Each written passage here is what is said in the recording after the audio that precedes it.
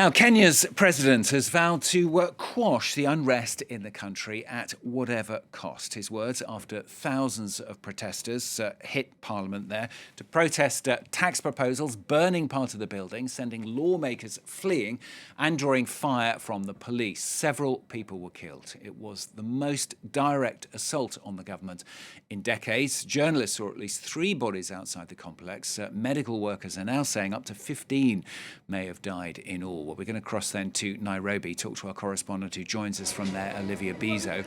Eliza, bring us up to date, first of all, what the situation seems to be in the capital there today.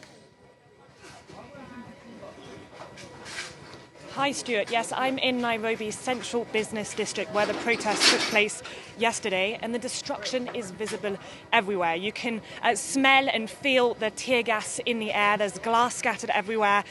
Barricades have been destroyed. Shops, as you can see behind me, have also been destroyed. I spoke to the shop owner of the shop here just a few moments ago, and he was telling me that he called the police to try and help him protect his shop yesterday with the thousands of protesters that came and destroyed everything that was inside. But he said that the police did little to protect him from those protesters. Now, despite the huge turnout at the protests across the country yesterday, MPs still approved the contentious finance bill in Parliament. The President, William Ruto, has until the end of the month to sign it into law, and he's expected to do that tomorrow. And that's why another mass protest is going to be organised across the country tomorrow for the signing of that bill. The President did give a public announcement last night, but that did little to quell the anger. In fact, it did quite the opposite. He called the protesters criminals, and he said that the government was going to mobilise all of its resources to ensure security. Now, the army has been mobilised in all of Kenya's major cities. They can be seen across Nairobi today as well. Now, similar protests were organised last year after the announcement of the 2023 finance bill.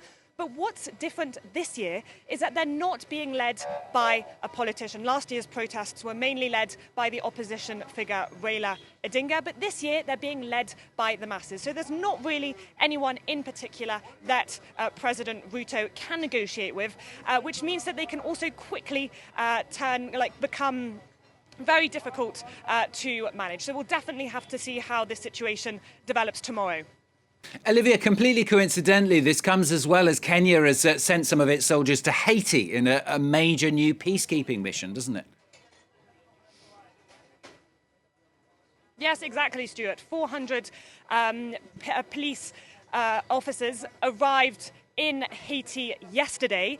Now, that move and the plan to send Kenyan police officers to Haiti has been hugely criticised here in Kenya by the opposition, by human rights organisations and by ordinary Kenyans who say that President William Ruto is putting international gratitude over the lives of these Kenyan police officers.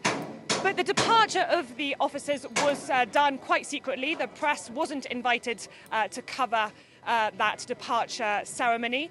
And it's going to be increasingly criticised because human rights organisations, especially Amnesty International, have long condemned the excessive and unnecessary use of force by Kenyan police officers. And those criticisms are only going to rise after the use of lethal force yesterday to quell the protests.